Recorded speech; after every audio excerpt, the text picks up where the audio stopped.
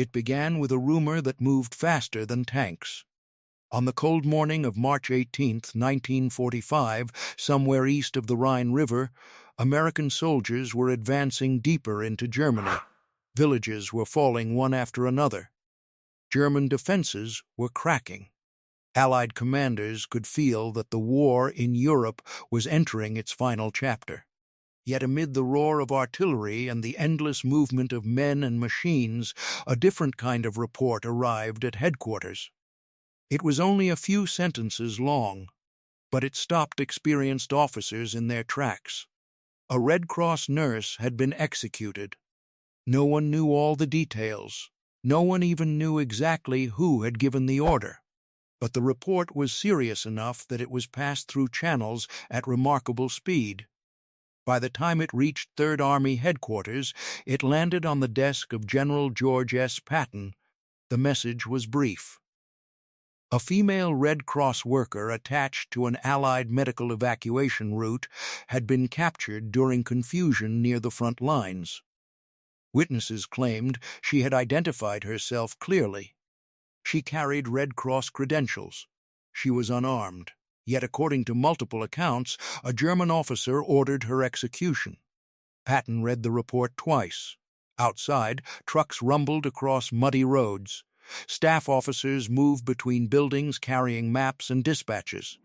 The war continued exactly as before. But inside headquarters, something had changed.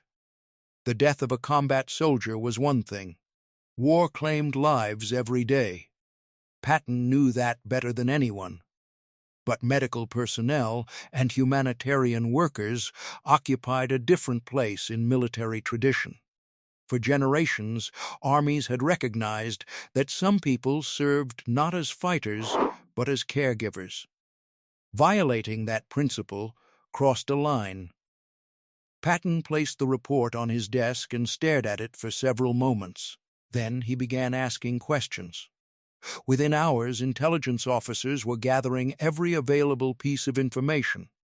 Witness statements were collected, military police units were contacted, field hospitals were interviewed.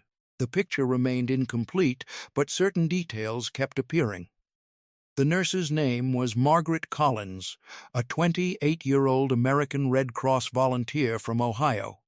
She had spent nearly 2 years serving near combat zones.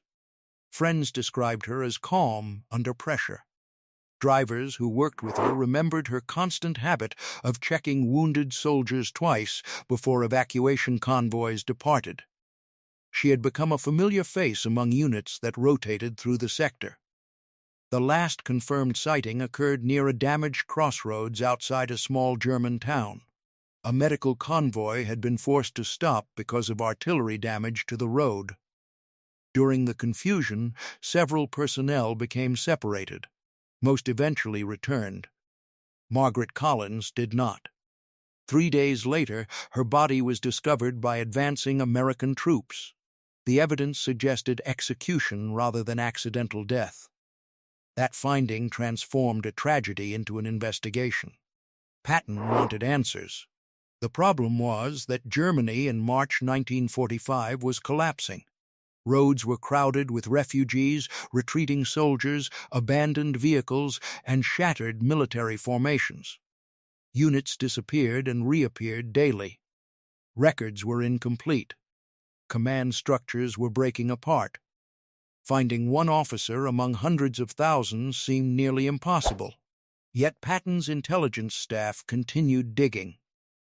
One witness became especially important. A German civilian woman told investigators she had seen an American woman being escorted through town by several soldiers. According to her account, the prisoner wore clothing bearing Red Cross markings. She remembered this clearly because it seemed unusual. Another witness reported seeing the prisoner taken to a local command post. The investigation gained momentum.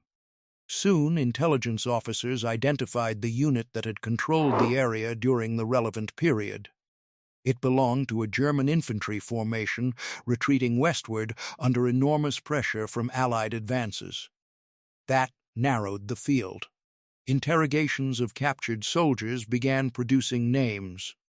One name surfaced repeatedly: Oberstleutnant Karl Weiss. According to several prisoners, Weiss had commanded a battle group operating in the sector during the days surrounding the incident. He had developed a reputation for strict discipline and harsh treatment of anyone suspected of helping Allied forces. Still, suspicion was not proof.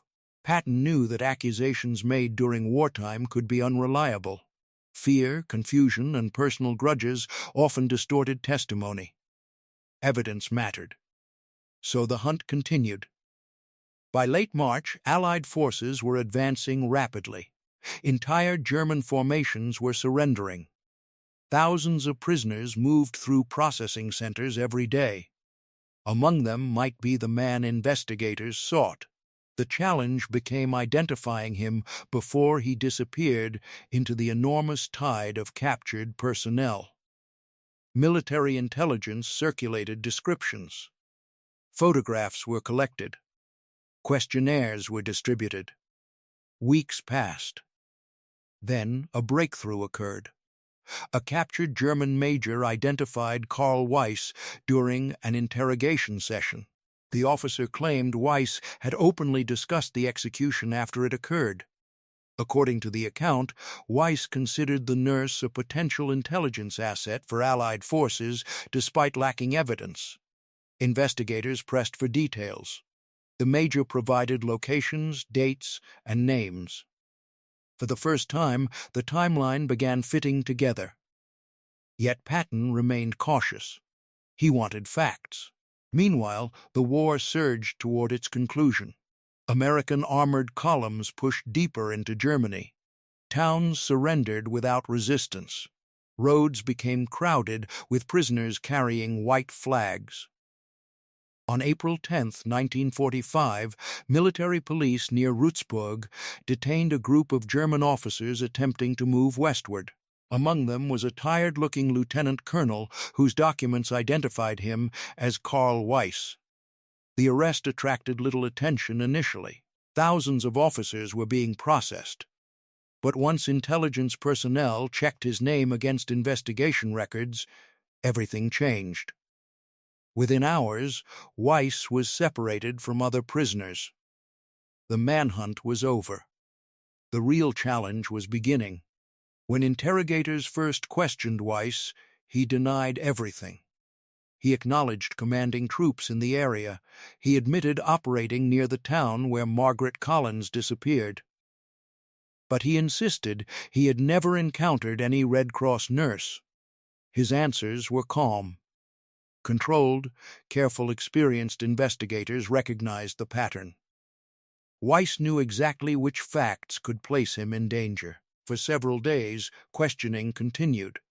Piece by piece, contradictions emerged. Witnesses placed him at locations he initially claimed never to have visited. Captured documents showed movements different from those described during interrogation. Statements from former subordinates conflicted with his version of events. The pressure increased. Still, Weiss refused to admit responsibility. News of the arrest eventually reached Patton. The general requested updates personally. Officers who worked around him noticed a change whenever the investigation arose in conversation. Patton was famous for his aggressive battlefield leadership, yet those closest to him understood another side of his character. He possessed deep respect for military traditions and rules governing conduct in war. The alleged execution represented a direct attack on those principles. Evidence continued accumulating. One of the most important discoveries emerged from German records recovered in an abandoned headquarters building. Among numerous documents was a log entry referencing the detention of an American female attached to medical services. The wording was brief, almost deliberately vague, but the date matched, the location matched, the circumstances matched. Investigators suddenly had more than witness testimony. They had paperwork. The case strengthened dramatically.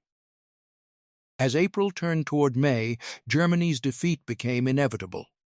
Berlin was surrounded, German resistance fragmented across the country, surrenders occurred daily. Yet amid the collapse of an entire nation, investigators continued focusing on one case, one nurse, one officer, one decision. On May 2, additional testimony arrived from a former German communications specialist. He described receiving instructions related to the transfer of a female prisoner. More importantly, he identified Karl Weiss as the officer issuing those instructions. The walls were closing in. During another interrogation session, Weiss altered parts of his story. That caught investigators' attention immediately. Innocent people usually maintained consistent accounts. Guilty people often adjusted details as evidence accumulated.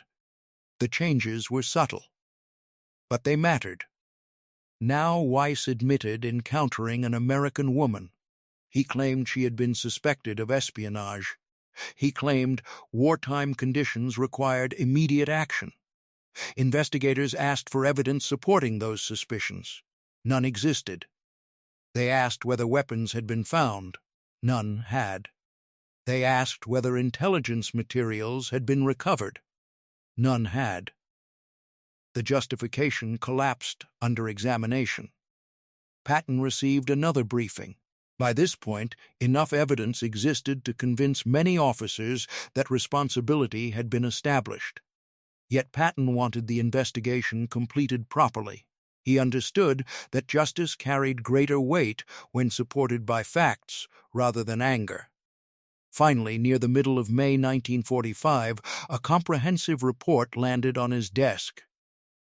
Witness testimony, recovered records, prisoner statements, timeline analysis, unit movements. Everything assembled into a single narrative. The conclusion was devastating. Margaret Collins had identified herself clearly. She carried Red Cross credentials. No evidence connected her to espionage. No evidence suggested hostile activity. Nevertheless, Karl Weiss ordered her execution.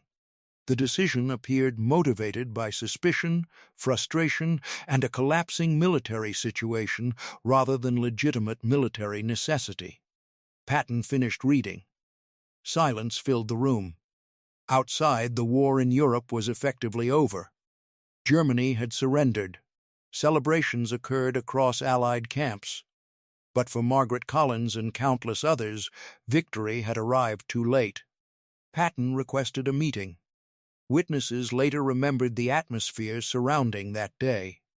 The building was crowded with officers handling post-war responsibilities. Yet those aware of the investigation sensed something important was about to occur. Karl Weiss was brought under guard. Months of war had transformed him physically. He looked exhausted, older than his years. Like many defeated officers, he carried the appearance of someone watching an entire world collapse around him. Patton entered shortly afterward. The room grew quiet. Even among Allied officers, Patton possessed a presence difficult to ignore. His reputation alone filled the space before he spoke a single word.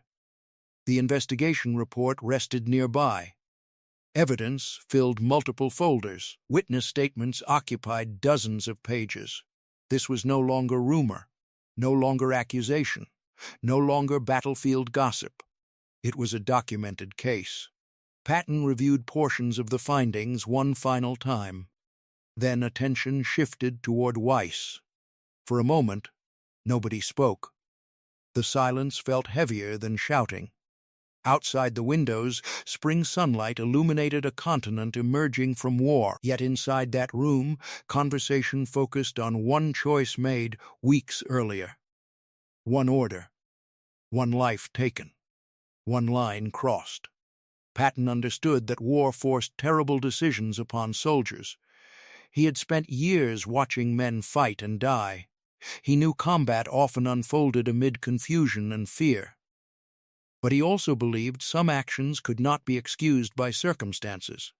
The execution of a clearly identified humanitarian worker belonged in that category. Accounts differ regarding the exact wording used during the confrontation.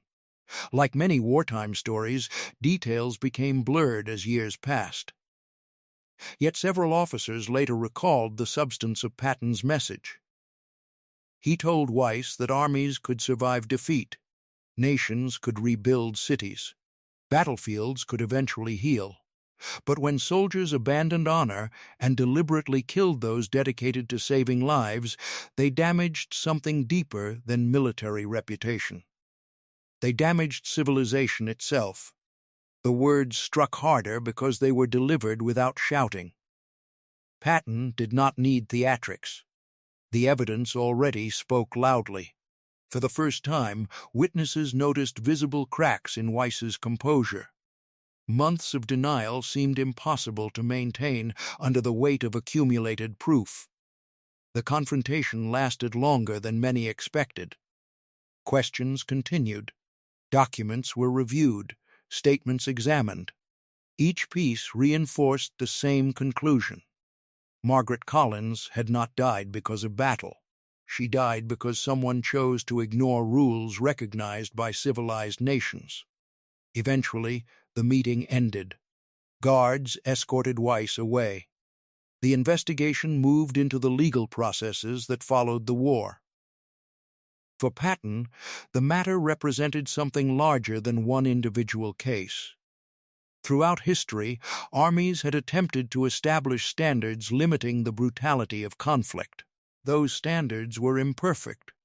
They were violated too often. Yet they remained essential. Without them, war became something even darker. News of the case spread quietly through military circles.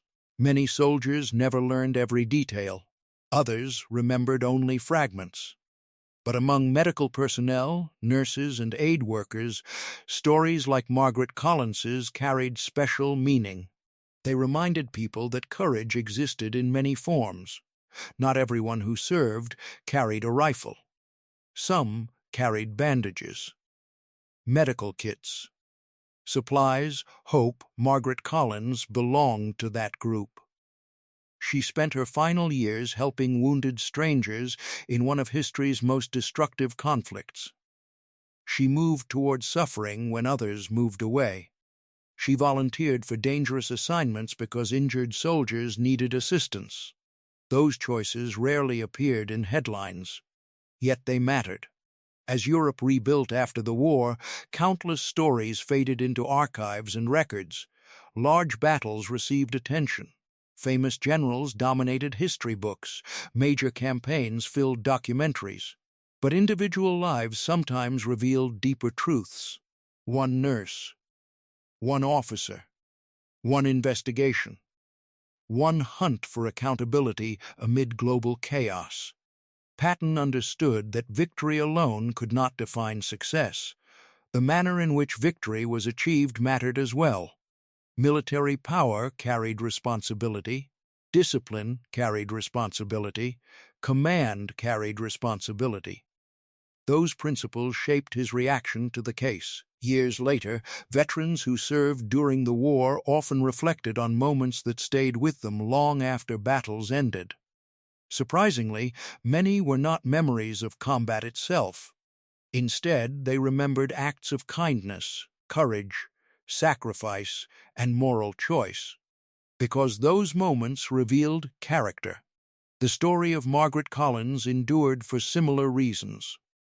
Not because it changed the outcome of the war, not because it altered grand strategy, but because it highlighted the values people fought to defend. The final months of World War II produced enormous destruction. Entire cities burned.